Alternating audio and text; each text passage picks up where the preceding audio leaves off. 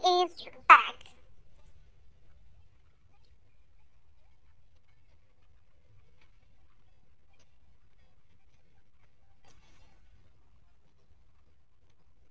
My guru is back. জেলৰ পৰা ওলাই সুমি প্ৰথম তুৰি আমি কৈছিলো নে যে জেলৰ পৰা ওলাই পুনৰ ৰিল জগত কপাব সুমি পুনৰ ৰিল মাৰ্কেটত ভৰি সুমি অহাৰ মাত্ৰকেই এতিয়া একাংশ ৰিলছ ৰাণী পৰিছে চিন্তাত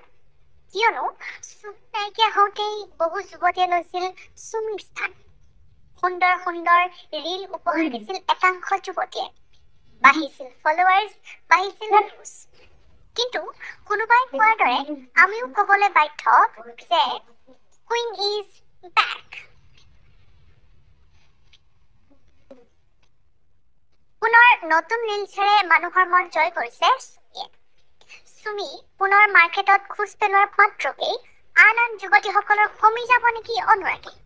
তাৰে যেন প্ৰমাণ সুমিৰ নতুন ৰিলছৰ কমেণ্টসমূহ উল্লেখযোগ্য যে ট্ৰেডিং কেলেংকাৰী অভিযোগত দোষী হিচাপে নাম সাঙুৰ খাইছিল সুমি বৰা লগতে স্বামী তাৰিক বৰা আৰু পাতি লোৱা ভাতৃ